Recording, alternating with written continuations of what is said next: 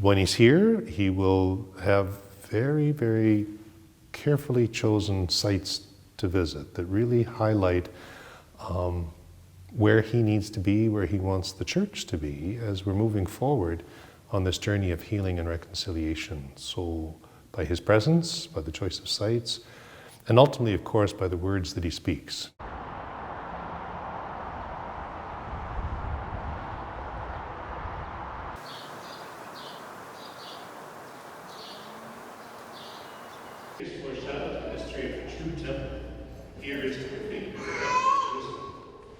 But when I found out he was actually coming, that's when I had a little anxiety. I had a little bit, I shed a few tears, and that's just something that was sitting inside of me.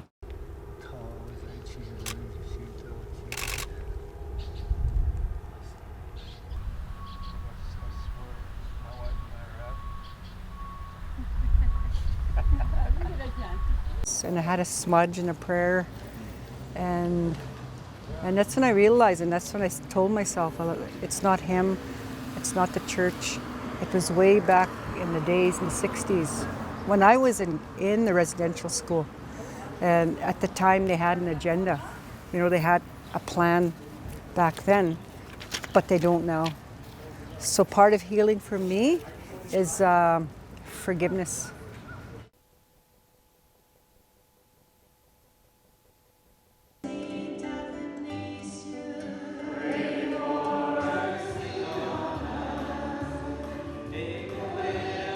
When the unmarked graves came up, it touched everyone's heart, not only in Canada, but the rest of the world. So that actually has paved the way for non-Indigenous people to acknowledge that, yes, there was something really wrong happened during residential schools.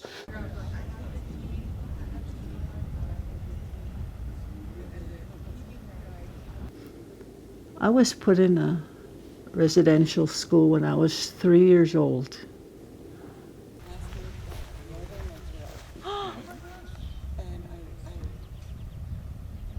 I thought I never had no kind of problems. No, I was never abused or anything.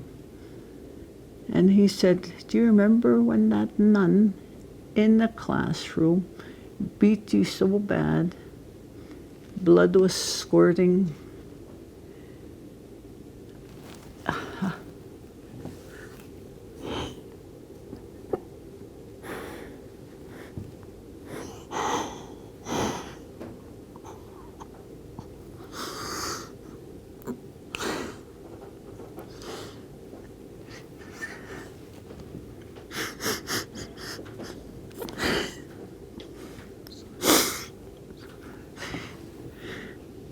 And I didn't know that.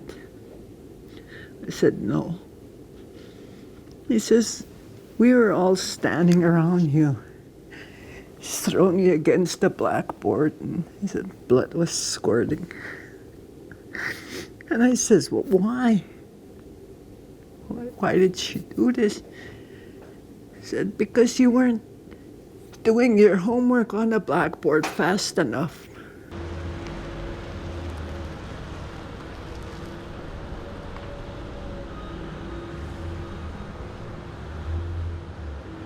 It's the people that used to do the abusing. It's the ones that were supposed to be apologizing.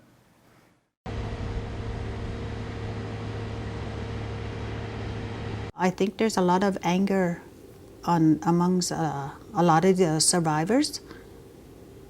And I could be one of them that's angry at the way I was treated. But there's nothing I can do because it happened. It's all in the past.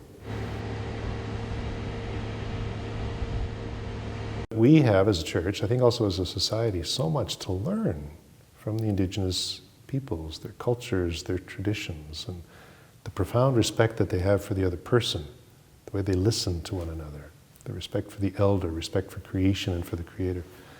There's so much there that I think as we move forward, we'll all openly acknowledge that, gosh, we need one another.